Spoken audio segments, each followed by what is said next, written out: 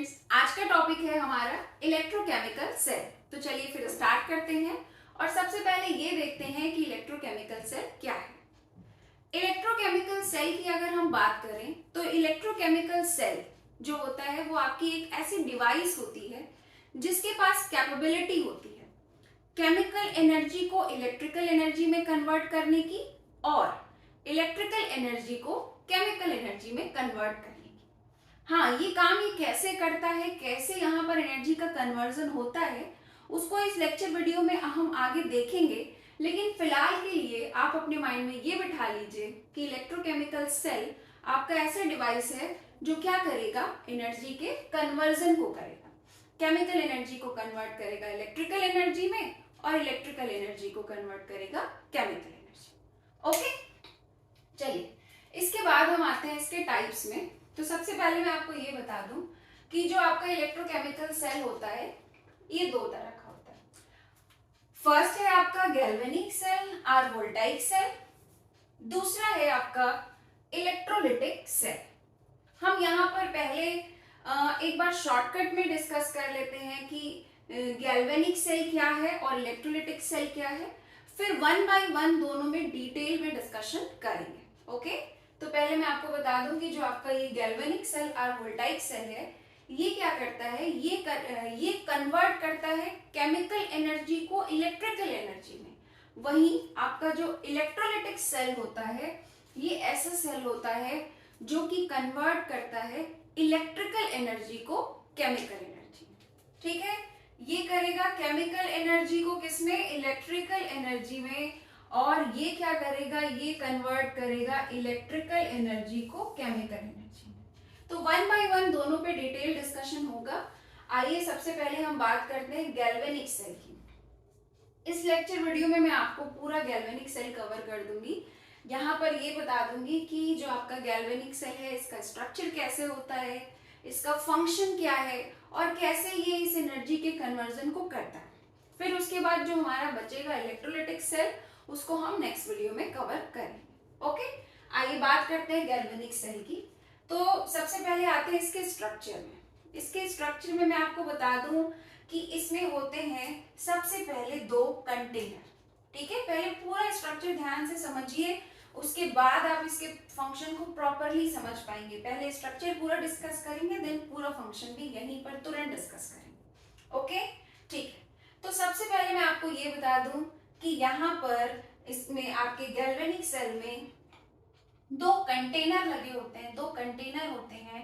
हम सबसे पहले क्या करते हैं, जब इस सेल को हमें बनाना होता है तो हम पहले लेते हैं दो कंटेनर या बीकर कह सकते हैं। ठीक है, हमने दो कंटेनर लिया, उसके बाद हम क्या करते हैं, दोनों तरफ दोनों ही कंटेनर में एक एक मेटल की रॉड को हैंग कर देते हैं।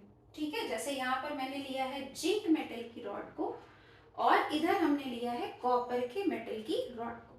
ठीक है, जो ये मेटल की रॉड होती है हम इसे इलेक्ट्रोड भी कहते हैं। ओके, तो इधर हम दोनों तरफ क्या करते हैं, सिंगल सिंगल हम ले लेते हैं आपके मेटल इलेक्ट्रोड यानी कि मेटल की प्लेट्स को और इसे इस पर हैंग कर देते हैं। इसके बाद हम क्या करते हैं, दोनों ही कंटेनर में जिस मेटल को हमने लिया है उसी मेटल के सॉल्ट सॉल्यूशन को फिल कर लेते हैं। जैसे इस साइड पर मैंने लिया था जिंक इलेक्ट्रोड, तो इधर मैंने क्या किया है, इधर मैंने इस कंटेनर में जिंक सल्फेट सेम मेटल के सॉल्ट सॉल्यूशन को फिल कर लिया है। ओके, और इधर हमने क्या किया, इधर भी हम सॉल्यूशन फिल करेंगे।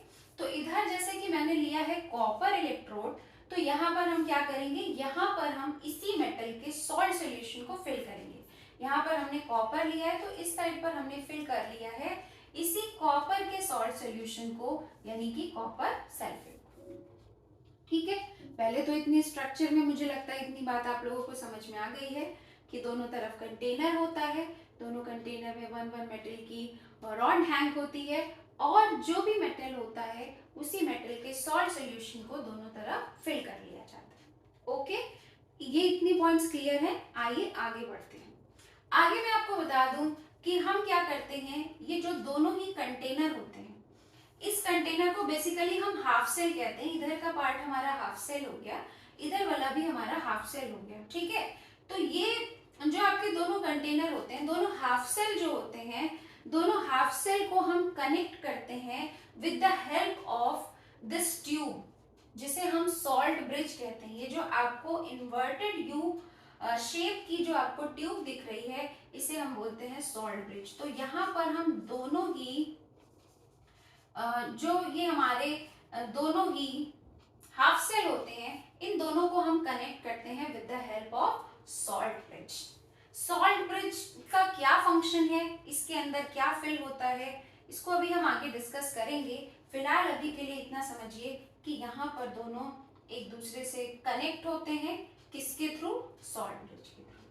अब हम क्या करते हैं, ये जो हमारी दोनों मेटल की रॉड है, यानी कि जो इलेक्ट्रोड है, दोनों को हम इलेक्ट्रिक वायर की हेल्प से कनेक्ट कर देते हैं, किससे, इस वोल्टामीटर से। ठीक है, किससे कनेक्ट कर देते हैं, एक वोल्टामीटर से, या वोल्टामीटर या गैल्वेनोमीटर से हम यहाँ पर इसे कनेक्ट कर देते हैं। अब ये तो बात हो गई स्ट्रक्चर की। अब हम आते हैं इसके फंक्शन पर। जब हम इस तरह का सेटअप तैयार करते हैं तो यहाँ पे क्या फंक्शन स्टार्ट होता है और कैसे आपकी केमिकल एनर्जी इलेक्ट्रिकल एनर्जी में कन्वर्ट हो जाती है, आइए इस बात को हम समझते हैं। होता क्या है बेटा, जैसे ही हम इस जिंक के मेटल को, इस जिंक के मेटल को उसके सॉल्ट सॉल्यूशन में इधर डिप करते हैं और इधर कॉपर के सॉल्यूशन, कॉपर के आपके इस मेटल को कॉपर के सॉल्ट सॉल्यूशन में डिप करते हैं, तुरंत यहाँ पर क्या होता है, रिडॉक्स रिएक्शन स्टार्ट हो जाती है। कैसे स्टार्ट हो जाती है, इस बात को समझिए। रिडॉक्स रिएक्शन कैसे स्टार्ट हो जाती है, इस बात को मेरे ध्यान से समझिए। होता क्या है, जब हम जिंक हमारा जब इस सॉल्ट सॉल्यूशन के कांटेक्ट में आता है, तो जिंक क्योंकि हाईली रिएक्टिव है कॉपर के कंपेयर में, इसका शुरू हो जाता है ऑक्सीडेशन। ऑक्सीडेशन का क्या मतलब है, ऑक्सीडेशन का मतलब होता है लॉस ऑफ इलेक्ट्रॉन। मैंने आपको इसके पहले के वीडियोस में बेसिक टर्म्स में भी बताया था ऑक्सीडेशन का मतलब क्या होता है, लॉस ऑफ इलेक्ट्रॉन। जिंक क्या करता है, अपने इस 2 इलेक्ट्रॉन को लूज कर देता है और लूज करके बनाता है क्या, zinc Zn2 plus cation, Zn2 plus cation बनाता है। कैसे बनाता है इसको समझिए। अगर हम इस जिंक के ये जो मेटल की रॉड है इसको हम देखें तो इसके अंदर बहुत सारे क्या होंगे, इसके कंस्टिट्यूएंट पार्टिकल्स जिंक होंगे, सॉलिड फॉर्म में होंगे, Zns, बहुत सारे Zn, बहुत सारे जिंक एटम होंगे। ठीक, लेकिन जब ये मेटल की रॉड इस सॉल्यूशन के कांटेक्ट में आई तो यहाँ पर स्टार्ट हो गया ऑक्सीडेशन का फिनोमेना। ये जो बहुत सारे Zn है, इन्होंने क्या किया, इन्होंने इलेक्ट्रॉन लूज करना स्टार्ट कर दिया और ये कन्वर्ट होने लगे किसमें, Zn2 प्लस आयन में। किसमें कन्वर्ट होने लगे, Zn2 प्लस आयन में। बेसिकली यहाँ पे जिंक आपका ब्रेक होने लगा आयन में और इलेक्ट्रॉन में, आयन में और इलेक्ट्रॉन में। यहाँ पे इलेक्ट्रॉन को लॉस स्टार्ट हो गया। अब जैसे ही ये इलेक्ट्रॉन को लूज करना स्टार्ट करेगा, होगा क्या, यहाँ पे बहुत सारे Zn2 प्लस आयन बन जाएंगे। अब वो आयन जो यहाँ पर बने हैं इस रॉड में, वो क्या होंगे, इस रॉड से ब्रेक हो करके इस सॉल्यूशन में आना शुरू कर देंगे। सारे के सारे Zn2 प्लस आयंस जो है वो कहाँ आना स्टार्ट कर देंगे, इस सॉल्यूशन में आना स्टार्ट कर देंगे। और जो ये इलेक्ट्रॉन यहाँ से लूज हो रहा है इस जिंक के थ्रू, वो इलेक्ट्रॉन जो है वो फ्लो होने लगेंगे इधर के डायरेक्शन में। मींस आपके एनोड से कैथोड की तरफ इलेक्ट्रॉन क्या होंगे, फ्लो होना स्टार्ट कर देंगे। ओके, अब जब जिंक का ऑक्सीडेशन होगा तो इससे होगा क्या, बहुत सारे जिंक के 2 प्लस आयंस बनेंगे। सारे आयंस आपके यहाँ पर इस सॉल्यूशन में आना स्टार्ट कर देंगे। तो इससे क्या होगा, ये जो प्लेट है वो धीरे धीरे ब्रेक होती चली जाएगी और जब ब्रेक होने लगेगी, प्लेट की ब्रेकिंग होने लगेगी, तो स्लो धीरे धीरे ये प्लेट क्या होती जाएगी, थिन होती जाएगी। क्योंकि इसके सारे जो Zn सॉलिड है वो किस में कन्वर्ट होते जाएंगे, Zn2 प्लस में कन्वर्ट होते जाएंगे और सारे आयंस धीरे धीरे इस सॉल्ट सॉल्यूशन में चले आएंगे और इनके थ्रू लूज किए गए इलेक्ट्रॉन इस डायरेक्शन में फ्लो होने लगेंगे और धीरे धीरे ये मेटल की रॉड आपकी थिन होती चली जाएगी। थिन होती चली जाएगी। ठीक है, अब देखिए जब यहाँ से इलेक्ट्रॉन का फ्लो हो रहा है, ये मैंने थिन सी प्लेट एक बना दी है। अच्छा, अब ये इसके ऑक्सीडेशन की वजह से यहाँ से जो इलेक्ट्रॉन का फ्लो इस डायरेक्शन में हो रहा है, अब ये इलेक्ट्रॉन कहाँ जाएगा और क्या करेगा उसको समझिए। जो इलेक्ट्रॉन यहाँ पे जिंक के थ्रू लूज किया गया है, यही इलेक्ट्रॉन अब कॉपर का रिडक्शन करेगा। रिडॉक्स रिएक्शन का मतलब oxidation and reduction phenomena simultaneously. Okay, तो अब देखेंगे रिडक्शन कैसे करेगा। ये इलेक्ट्रॉन जो यहाँ पे अभी फ्लो होके आ रहा है, ये कहाँ पहुंचेगा, इस मेटल की रॉड में पहुंचेगा। ठीक है, इस मेटल की रॉड में पहुंचेगा। अभी यहाँ से बहुत सारे इलेक्ट्रॉन्स आ रहे हैं इस साइड से। अब आपको पता है कि ये जो मेटल की रॉड है, ये किसके कांटेक्ट में है, सॉल्यूशन के कांटेक्ट में है ना। तो सॉल्यूशन के कांटेक्ट में अगर मेटल की रॉड है, तो बहुत ध्यान से बात को समझिएगा। सॉल्यूशन किसका बना है, ये सॉल्यूशन है किसका, ये कॉपर सल्फेट का सॉल्यूशन है। और कॉपर सल्फेट इलेक्ट्रोलाइट की अगर हम बात करें, चेक करें ये कौन से आयंस से बना है, तो आपको पता है कि ये कॉपर सल्फेट बना है कॉपर 2+ एंड SO4 2- आयंस से। अगर हम इसको इसके आयंस को ब्रेक करके देखें, तो ये सॉल्यूशन किससे बना है, कॉपर 2+ एंड SO4 2- आयंस से। तो इसका मतलब है कि इस सॉल्यूशन के अंदर बहुत सारे कॉपर के 2+ के आयंस होंगे, है ना, बहुत सारे कॉपर 2+ के आयंस होंगे ही, बहुत सारे SO4 2- के आयंस भी होंगे इस सॉल्यूशन में। तो अब होगा क्या, इलेक्ट्रॉन इस प्लेट से आ रहा है, प्लेट इस सॉल्यूशन के कांटेक्ट में है, तो इस प्लेट के आसपास जो भी कॉपर 2+ आयन होंगे, वो भी तो प्लेट के कांटेक्ट में होंगे। कॉपर 2+ आयन भी, सॉल्यूशन में मौजूद कॉपर 2+ आयन भी इस प्लेट के कांटेक्ट में है, और इलेक्ट्रॉन भी कहां पर आ रहा है, इस मेटल की प्लेट में, हमारे इलेक्ट्रोड में आ रहा है। तो जैसे ही कॉपर 2+ आयन इस इलेक्ट्रॉन के कांटेक्ट में आएगा, इसका क्या हो जाएगा, रिडक्शन। और ये जो कॉपर 2+ आयन जो अभी सॉल्यूशन में है, जो अभी इक्वस फॉर्म में है, सॉल्यूशन के अंदर है, वो अपना रिडक्शन करके किस में कन्वर्ट हो जाएंगे, कॉपर सॉलिड में। और धीरे धीरे वो कॉपर सॉलिड जो बनेगा, वो इसी मेटल के रॉड से अटैच होता चला जाएगा। यहाँ के जितने भी कॉपर 2+ आयन हैं, जैसे जैसे उनका रिडक्शन होता जाएगा, वैसे वैसे वैसे वैसे क्या करेंगे, वो कॉपर सॉलिड इस प्लेट से, इस मेटल के इलेक्ट्रोड से स्टिक होते चले जाएंगे, और धीरे धीरे धीरे धीरे जो प्लेट जिसका रिडक्शन हो रहा है, ये प्लेट हमारी थिक होती चली जाएगी। ऑक्सीडेशन वाली प्लेट थिन होती चली जाएगी, और रिडक्शन वाली प्लेट थिक होती चली जाएगी।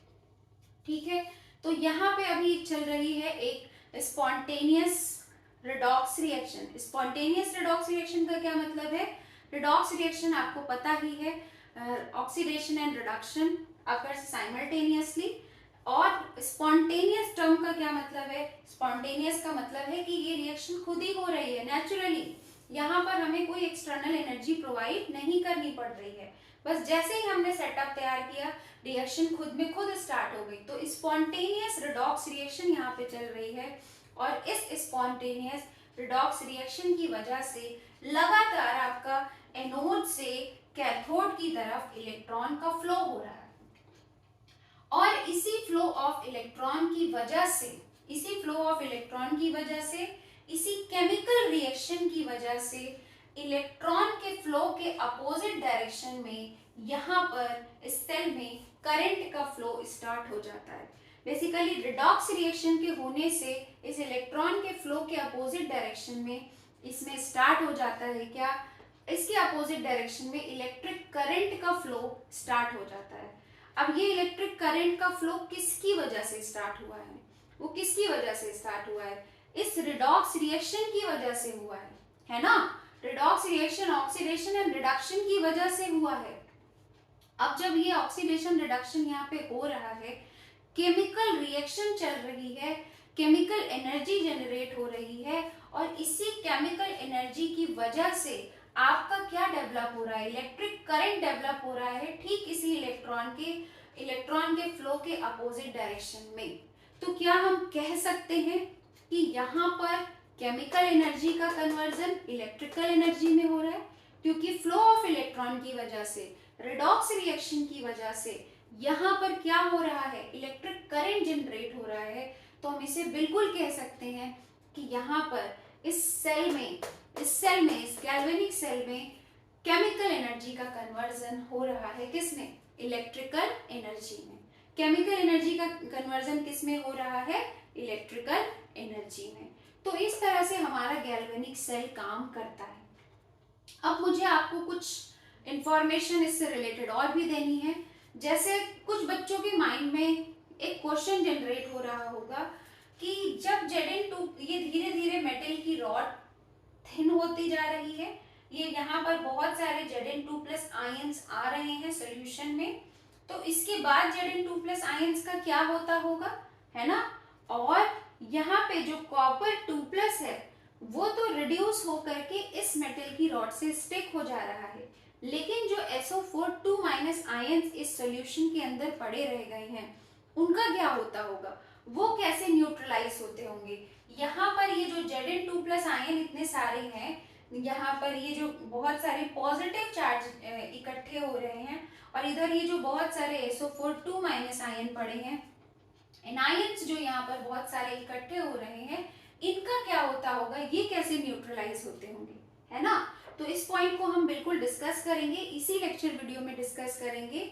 आगे इसी के आगे इसके पूरे प्रोसेस को समझने के बाद वहां पर मैं आपको बताऊंगी सॉल्ट ब्रिज, यहीं पे रोल स्टार्ट होता है सॉल्ट ब्रिज का।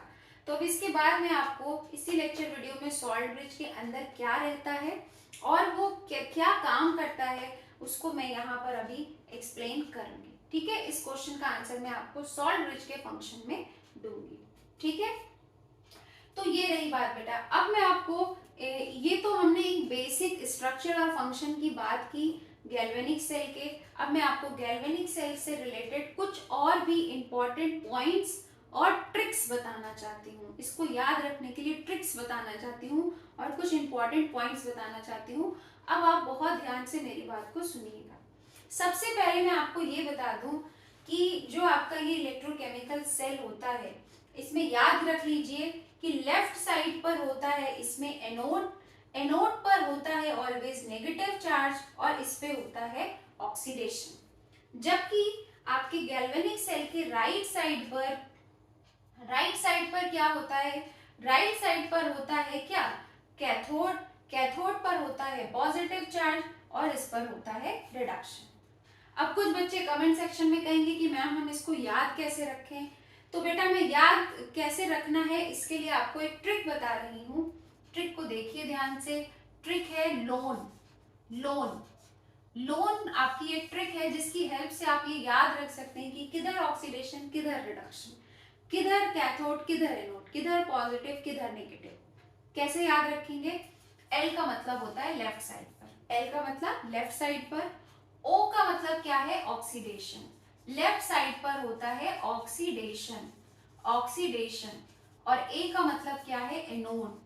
तो लेफ्ट साइड पे हमारा क्या होता है? एनोड, और एनोड पर होता है ऑक्सीडेशन। और N का मतलब क्या है? N का मतलब होता है नेगेटिव चार्ज। N का मतलब क्या होता है? Negative charge.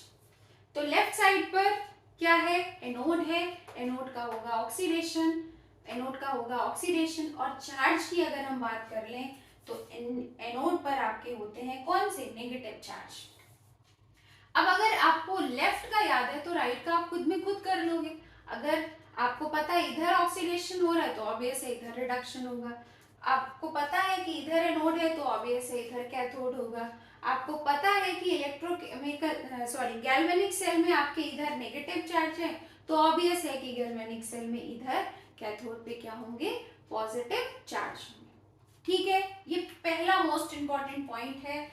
आप जहां पर भी इसको नोट कर रहे हैं उसके बाद ये जहां पे भी आपने ये स्ट्रक्चर और ये सारी डेफिनेशन वगैरह नोट करी है उसके बाद आप तुरंत नोट फर्स्ट मेंशन करके लोन जरूर मेंशन कर लीजिए। आपको ये याद रखना है।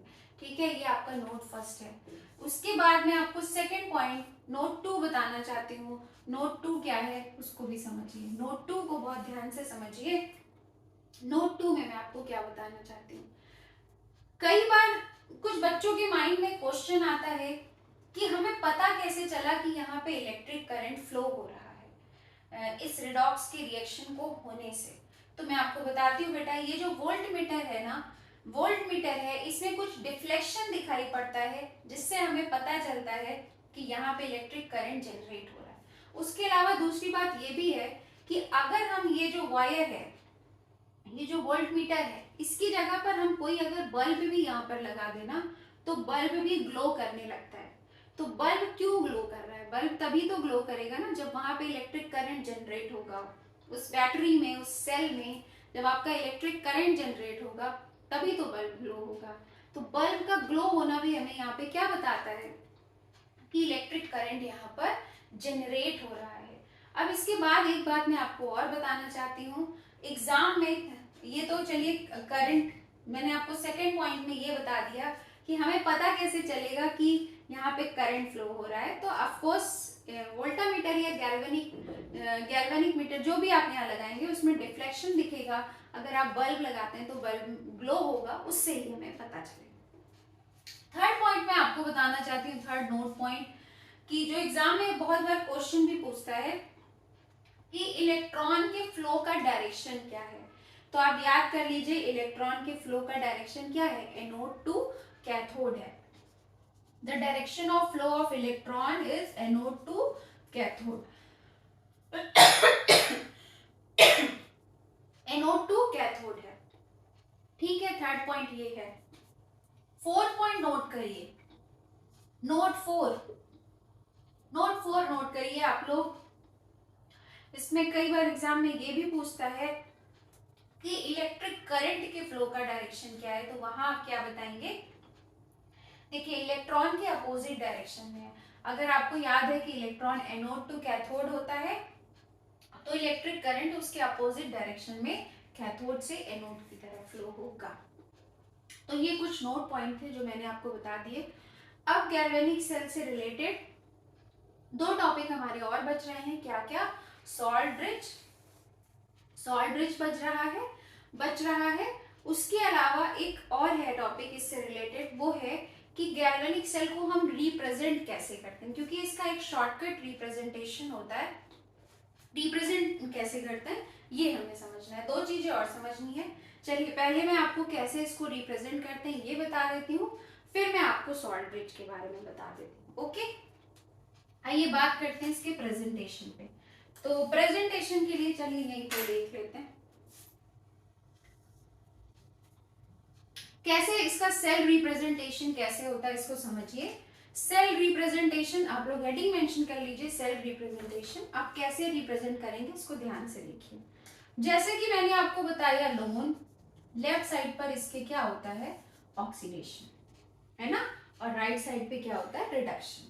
तो जब हम सेल को शॉर्टकट में रिप्रेजेंट करते हैं तब भी हम लेफ्ट साइड पर जिसका ऑक्सीडेशन हो रहा होता है उसको लिखते हैं और राइट साइड पर उसको लिखते हैं जिसका रिडक्शन हो रहा है। यहाँ पर अगर हम देखें तो यहाँ पे जिंक का ऑक्सीडेशन हो रहा है, तो पहले हम क्या लिखेंगे? पहले हम लिखेंगे जिंक। क्या लिखेंगे? जिंक। जिंक किस में कन्वर्ट हो रहा है? ऑक्सीडेशन जब हो रहा है Zn2+ आयन में, तो यहाँ पर लगाएंगे स्लैश, फिर लिख देंगे Zn2+। Zinc is oxidises into Zn2+ ion. पहले हमने ऑक्सीडेशन को रिप्रेजेंट किया इस तरह से, फिर लगाएंगे डबल लाइन। उसके बाद हम दिखाएंगे क्या? राइट साइड पे रिडक्शन। रिडक्शन किसका हो रहा है? कॉपर 2+ का आयन का, एंड इनटू किसमें? कॉपर सॉलिड में। Copper 2+ ion is oxidises into copper solid. तो यहाँ पे हम क्या मेंशन कर देंगे? हम यहाँ पे मेंशन कर देंगे कॉपर 2+ फिर स्लैश कॉपर।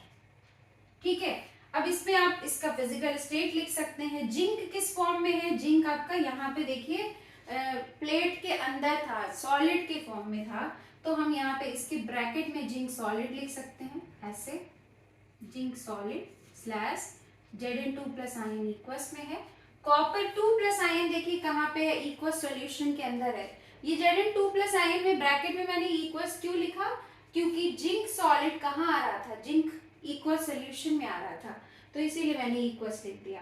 अब यहाँ पे क्या हो रहा है? कॉपर 2+ आयन इस सॉल्यूशन में है पहले, तो यहाँ पे हमने यहाँ लिख दिया इक्वस, और जा किस में रहा है, इस प्लेट में, कॉपर सॉलिड में जा रहा है, तो हम यहाँ पे क्या लिखेंगे, कॉपर सॉलिड। तो आपको क्या हमेशा इस तरह से रिप्रेजेंट करना है। मतलब अगर मैं आपसे कहूँ कि आप दूसरे किसी सेल का लिखिए तो आपको क्या याद रखना है, आपको बस इतना याद रखना है, पहले हमें लिखना है ऑक्सीडेशन लेफ्ट साइड पे, फिर डबल लाइन, फिर हमें लिखना है रिडक्शन। पहले ऑक्सीडेशन को रिप्रेजेंट करना है, उसके बाद रिडक्शन को रिप्रेजेंट करना है। ठीक है, तो अब आप लोग क्या क्या नोट्स क्या बनाएंगे, क्योंकि काफी मैसी सा हो गया है, तो मैं आपको एक बार बता दूं अपने नोट्स में कैसे लिखेंगे। बिल्कुल सीक्वेंस में लिखिएगा, उसके बाद ये ऑल 4 नोट पॉइंट लिख लीजिएगा, उसके बाद सेल रिप्रेजेंटेशन लिख लीजिएगा। ठीक है, अब आइए हम इस पर चर्चा करते हैं, सॉल्ट ब्रिज पे चर्चा करते हैं। उसके अलावा इससे रिलेटेड न्यूमेरिकल्स वगैरह को हम लोग नेक्स्ट लेक्चर वीडियो में डिस्कस करेंगे। आइए सॉल्ट ब्रिज स्टार्ट करते हैं। तो सॉल्ट ब्रिज में सबसे पहले मैं आपको ये बता दूं बेटा कि ये जो आपका सॉल्ट ब्रिज होता है, इसके अंदर आपके कुछ इलेक्ट्रोलिटिक सोल्यूशन फिल होते हैं। वो इलेक्ट्रोलिटिक सोल्यूशन आपका या तो अमोनियम नाइट्रेट हो सकता है, या तो पोटेशियम नाइट्रेट हो सकता है, या तो KCl हो सकता है, या इसके अलावा कोई भी स्ट्रॉन्ग इलेक्ट्रोलाइट हो सकता है। लेकिन ये फिल्ड किस फॉर्म में रहता है, सबसे पहले ये समझिए, ये बेसिकली फिल्ड रहता है जेल फॉर्म में। अब बात ये है कि ये जो हमारा सोल्यूशन है, मान लीजिए हम KCl ही इसके अंदर फिल कर रहे हैं, ठीक है, तो हम इसको जेल फॉर्म में कैसे फिल करेंगे। तो जेल फॉर्म में इसको जेल फॉर्म में फिल करने के लिए क्या किया जाता है, इसमें मिक्स किया जाता है अगर बेसिकली आपकी कुछ रेड एल्गी होती है जो कि थोड़ी सी चिपचिपी सी होती है, जेल के फॉर्म में होती है, इसमें मिक्स करके इलेक्ट्रोलाइटिक सॉल्यूशन को इसके अंदर फिल किया जाता है। जेल फॉर्म में कन्वर्ट करके आपके सॉल्यूशन को इसके अंदर फिल किया जाता है। अब बात ये है कि ये जो आपका स्ट्रॉन्ग इलेक्ट्रोलाइटिक सॉल्यूशन इसके अंदर फिल है, उसे जेल फॉर्म में ही क्यों फिल किया गया, पहले ये समझिए। उसे इस फॉर्म में इसलिए फिल किया गया, अगर हम इसे डायरेक्ट फिल करते तो ये इसके अंदर ठहरता ही नहीं है ना, ये तुरंत फ्लो करके आकर के सॉल्यूशन में इधर या इधर के सॉल्यूशन के साथ मिक्स हो जाता है ना। तो फिर मिक्स हो जाता तो फिर क्या होता, फिर तो प्रोसेस ही नहीं हो पाती। तो इसीलिए क्या किया जाता है, उसको पहले जेल फॉर्म में कन्वर्ट कर लिया जाता है, ताकि इस स्ट्रॉन्ग इलेक्ट्रोलाइटिक सॉल्यूशन का इस जिंक सल्फेट या कॉपर सल्फेट के साथ इंटरमिक्सिंग ना होने पाए। ठीक है, ये तो बात हो गई इसके स्ट्रक्चर की। जैसा कि आपको दिख ही रहा है, सॉल्ट ब्रिज एक इन्वर्टेड यू शेप ट्यूब है, और इसके अंदर क्या फिल है, कैसे फिल है, ये मैंने आपको बता दिया। तो ये तो बात हो गई आपके सॉल्ट ब्रिज के स्ट्रक्चर की। अब इसका फंक्शन क्या है, फंक्शन जो कि बहुत ज्यादा इंपॉर्टेंट है, फंक्शन को समझते हैं। फंक्शन में ए फंक्शन तो बहुत सिंपल है, ठीक है, एक बहुत सिंपल है, जस्ट मैं आपको सिंपली बता दूंगी, आपको समझ में आ जाएगा। लेकिन दूसरा है इलेक्ट्रिकल न्यूट्रलिटी को मेंटेन करना, जो ये है, इस पर मैं आपको थोड़ा सा इस पर एक्सप्लेन करना चाहूंगी विथ रीजन। ठीक है, वन बाय वन दोनों को देखते हैं क्या है इसका फंक्शन। पहले सिंपल वाले को देख लेते हैं। सिंपल ये है कि ये आपके सर्किट को कंप्लीट करता है। सर्किट को कंप्लीट करने का क्या मतलब है, आप खुद देख सकते हैं। यहाँ पे जो आपका सॉल्ट ब्रिज है, ये क्या कर रहा है, दोनों सोल्यूशन को कनेक्ट कर रहा है ना, दोनों सोल्यूशन को कनेक्ट कर रहा है ना, दोनों सोल्यूशन में डिप है। ठीक है, अगर ये इसे हम हटा दें ना तो क्या होगा, यहाँ पे क्या होगा, यहाँ पे कंटिन्यू ऑक्सीडेशन होता रहेगा, इधर कंटिन्यू रिडक्शन होता रहेगा। एक टाइम के बाद यहाँ बहुत सारे Zn2+ आयन कलेक्ट हो जाएंगे, Zn2+, Zn2+, Zn2+, और यहाँ पे बहुत सारे SO4 2- आयन, 2- आयन, 2- आयन बहुत सारे कनेक्ट हो जाएंगे। और फिर क्या होगा, फिर आपकी ऑक्सीडेशन रिडक्शन की प्रोसेस रुक जाएगी और यहाँ पे करंट का फ्लो नहीं होगा। तो पहली बात, जो सॉल्ट ब्रिज है वो क्या करता है, इन दोनों सॉल्यूशन को पहले तो कनेक्ट करने का काम करता है, सर्किट को कंप्लीट करने का काम करता है। दूसरा काम जो ये करता है वो इलेक्ट्रिकल न्यूट्रलिटी को मेंटेन करने का काम करता है।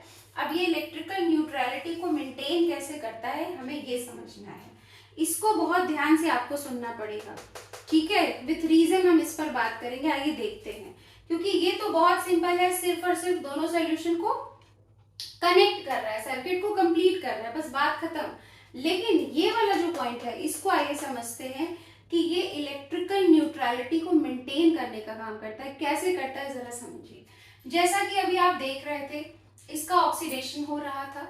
जब इसका ऑक्सीडेशन हो रहा था तो यहाँ बहुत सारे Zn2 प्लस आयन इकट्ठे हो रहे थे, और इधर जब रिडक्शन की फिनोमिना चल रही थी तो यहाँ पर कॉपर 2 प्लस आयन तो कॉपर सॉलिड में कन्वर्ट होकर के इस पे जाकर के स्टिक हो रहा था, लेकिन यहाँ पे बहुत सारे SO4 2 माइनस आयन कलेक्ट हो रहे थे, है ना। तो इधर बहुत सारे कैटायन अगर कलेक्ट हो जाएंगे तो इधर पॉजिटिव चार्ज एक्सेस में हो जाएगा, और अगर इधर बहुत सारे SO4 2 माइनस आयन कलेक्ट हो जाएंगे तो इधर क्या होगा, नेगेटिव चार्ज एक्सेस में हो जाएगा। और अगर इस तरह से चार्ज एक्सेस में हुआ तो होगा क्या, इधर पॉजिटिव चार्ज अगर एक्सेस में हुआ तो जिंक का ऑक्सीडेशन स्टॉप हो जाएगा, ऑक्सीडेशन नहीं होने पाएगा। क्यों, बहुत सारे पॉजिटिव आयन अगर यहाँ पे कलेक्ट हो जाएंगे तो जिंक का ऑक्सीडेशन रुक जाएगा, फिर यहाँ से जिंक Zn और Zn2 प्लस को सोल्यूशन एक्सेप्ट नहीं कर पाएगा, यहाँ पे ऑक्सीडेशन की फिनोमिना रुक जाएगी। और इधर अगर लगातार क्या होगा, बहुत सारे SO4 2 माइनस आयन कलेक्ट हो जाएंगे, नेगेटिव चार्ज एक्सेस में हो जाएगा। तो ये SO4 2 माइनस आयन बहुत सारा अगर कलेक्ट हो गया तो यहाँ पे प्रेजेंट कॉपर 2 प्लस आयन को अलाउ नहीं करेगा रिडक्शन के लिए। ये कॉपर 2 प्लस आयन इसी से इलेक्ट्रोस्टैटिक फोर्स ऑफ अट्रैक्शन के थ्रू जुड़ा रह जाएगा, और फिर ये कॉपर 2 प्लस आयन को रिडक्शन के लिए अलाउ नहीं करेगा। ठीक है, तो मतलब इलेक्ट्रो जो न्यूट्रलिटी है वो इम्बैलेंस हो जाएगी। तो अब आपका सॉल्ट ब्रिज इस इलेक्ट्रो न्यूट्रलिटी को बैलेंस कैसे करता है, मेंटेन कैसे करता है, इसको जरा समझिए। इसके अंदर जो ये सोल्यूशन फिल होता है, आपका स्ट्रॉन्ग इलेक्ट्रोलिटिक सोल्यूशन फिल होता है, अगर इसको हम देखें तो ये आपका क्या है, इसके पास एक पॉजिटिव आयन है और एक नेगेटिव आयन है ना, अपोजिटली चार्ज आयन है इसके पास। तो ये क्या करता है, इस तरफ जिधर पॉजिटिव चार्ज है उधर नेगेटिवली चार्ज आयंस को भेज करके और इधर पॉजिटिवली चार्ज आयंस को भेज करके इसको बैलेंस करने का काम करता है। ये Cl माइनस आयन जब Zn2 प्लस आयन के कांटेक्ट में आते हैं तो Zn2 प्लस आयन अब जो अभी एक्सेस में बहुत कलेक्ट हो रहे थे, अब बहुत सारे Zn2 प्लस आयन नहीं रहेंगे, बल्कि Cl2 माइनस आयन के कांटेक्ट में आकर के न्यूट्रलाइज हो जाएंगे। ये नेगेटिवली चार्ज आयन इस पॉजिटिवली चार्ज आयन को बैलेंस कर देगा, और ये जो K प्लस है ये जब SO4 2 माइनस आयन के कांटेक्ट में आएगा तो ये पॉजिटिवली चार्ज आयन इस नेगेटिवली चार्ज आयन को बैलेंस कर देगा। इसके कांटेक्ट में आने की वजह से जब ये न्यूट्रलाइज हो जाएगा तो यहाँ पर SO4 2 माइनस आयन एक्सेस में कलेक्ट नहीं होने पाएगा। ठीक है, ये क्या करेगा, ये इसके साथ जुड़ना शुरू कर देगा, K2SO4 है ना, यहाँ से ये जुड़ना शुरू कर देगा। तो और ये क्या करेगा, Cl जिंक के साथ जुड़ना शुरू कर देगा। ठीक है, तो इससे क्या होगा, यहाँ पे पॉजिटिव चार्ज कलेक्ट नहीं होगा, यहाँ पे नेगेटिव चार्ज कलेक्ट नहीं होगा, और इलेक्ट्रोन्यूट्रलिटी मेंटेन रहेगी। इधर ऑक्सीडेशन की फिनोमिना और इधर रिडक्शन की फिनोमिना प्रॉपरली चलती रहेगी, और आपका इलेक्ट्रोकेमिकल सेल वर्क करता है। तो इस तरह से ये इलेक्ट्रोन्यूट्रलिटी को मेंटेन करने का काम करता है। दो काम करता है, सर्किट को कंप्लीट करता है, मींस दोनों सॉल्यूशन को पहले तो कनेक्ट करता है, क्योंकि अगर ये ना हो तो क्या होगा, दोनों सॉल्यूशन एक दूसरे के कांटेक्ट में ही नहीं होंगे। तो पहली बात ये सर्किट को कंप्लीट करता है, दोनों सॉल्यूशन को कनेक्ट करता है, और दूसरी बात इस एक्सेस पॉजिटिव चार्ज और एक्सेस नेगेटिव चार्ज को बैलेंस करके इलेक्ट्रिकल न्यूट्रलिटी को मेंटेन करने का काम करता है। तो ये था हमारा सॉल्ट ब्रिज। अब यहाँ पे हमारा इलेक्ट्रोकेमिकल सेल का स्ट्रक्चर एंड फंक्शन कंप्लीट हो गया है। अब हम लोग मिलेंगे नेक्स्ट लेक्चर वीडियो में एक नया टॉपिक के साथ। तब तक इसे पढ़िए, अच्छे से समझिए, और कोई डाउट हो तो आप कमेंट सेक्शन में कमेंट करके पूछ सकते हैं। तो मिलते हैं नेक्स्ट लेक्चर में। Have a nice day, thank you so much.